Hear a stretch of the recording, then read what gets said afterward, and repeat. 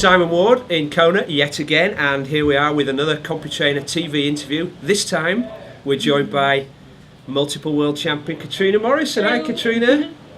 A bit warmer than last time we met. Just a little bit. Where was that? Was that Ironman UK? We did that little interview when you finished half Ironman UK. Yes. Yeah. It was quite warm that day too. It was, but not like this. Not in this tropical paradise. So we saw you running, I think, earlier. We were on our way down here and you were going up the other way. Yeah, I tend to try and if you've not been in Kona, race week is just absolutely nuts. There's people running around in Speedos and compression socks all over the place and I can't handle that. What, because you don't wear compression socks? No, because I don't wear Speedos. And so I found a little route that comes up the highway and then drops back down here where I saw maybe 2 people out running. So I was just on my way back from the pool. And we were. This interview's a little delayed because Katrina had an unannounced random appointment, didn't you, this morning? Yes, unannounced drug testing visitors. Now tell us about that then, because I know you get drug tested after the race, but is how long have they been doing random drug testing in race week? Well, ever since WTC started their professional accreditation, where you basically at the beginning of the season you pay $750 to join the professional field, and part of that money goes towards making sure there's an out-of-competition drugs testing protocol. Yeah. So it's now been in action now for probably about 6 months, and it's run through WADA. Yeah, so the same scheme as UK Sport runs under, which means that you can be randomly tested at any time. Is that your first random one then? First one here. Yeah. Yeah. And obviously a few back home. And hopefully there'll be one on Saturday. Yeah, hopefully. You were already a world champion, and we chatted actually after the finish last year, didn't we? My auspicious 17th position. Yeah, and you and then you rang me up when we got home and said, "Can I have a CompuTrainer?" So, why would somebody who's already a world champion want to use a product when people would say you've already reached the top? I think especially when you've evolved in the sport, and I've been training for so many years of my life at a very high level. You always have to find some other way to push the boundaries and to get the best out of yourself, and especially being a Northern Hemisphere Scot, the winter is particularly challenging, and for me having a CompuTrainer, it just adds a little bit more interest and a little bit more challenge to my biking workouts, because there are so many days of the week where, to be quite honest, I'm stuck in the garage, and having a CompuTrainer is just a whole new world of that's the thing, and it doesn't matter what sport you're involved in or what you do. The key is that if you're happy with how you're living and how your lifestyle works, then you're going to be a happy athlete and you're going to be a successful athlete. Yeah. Okay. So you got your CompuTrainer, got it all working.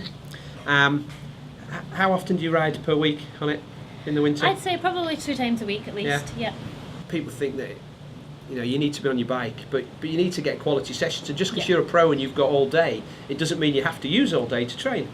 No, I like to work on the basis that if I'm training beyond 6 o'clock at night, then that's a bad thing. Yeah, well, I guess if I was at work beyond 6 o'clock at night, that's a bad thing as well. Well, yeah, there's too. I don't want to be burning the midnight oil, and I've been there. I've worked full time and trained as an athlete, and I've come home and had to jump on the bike at 6:30. Right.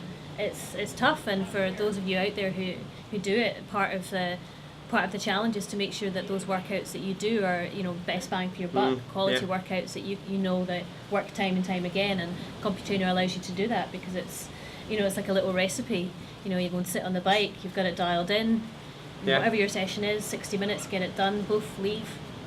I like to vary between just some of the courses, just for a little bit of general variation, and I have kind of 2 stable workouts. There's I call my half Ironman workout, which is maybe 4 or 5 by 10 minutes at half Ironman pace, where I've just dialed the stuff in, and then there's the longer stuff that I have to do in the turbo in the winter, which is the Ironman workouts, which is 20 to 30 minutes at a stable wattage, and that's the other advantage of having a CompuTrainer.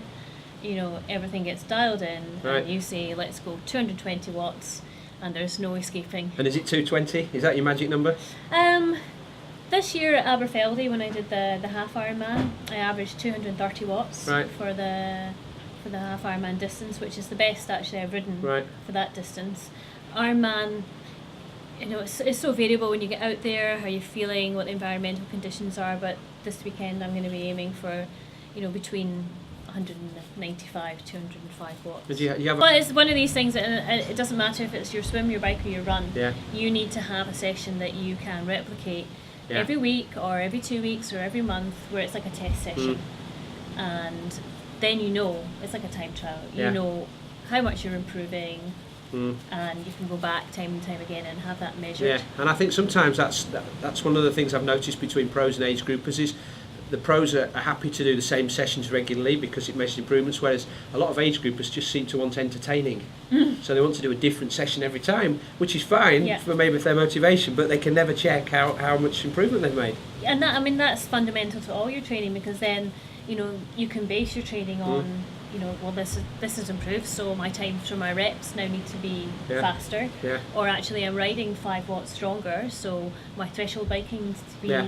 X amount more. So it's really important to have benchmarks throughout the season. It Yeah. doesn't matter if you're starting after a break and you go in and you swim your 400 metre time trial, or you do your 10-mile time trial on the bike. Yeah.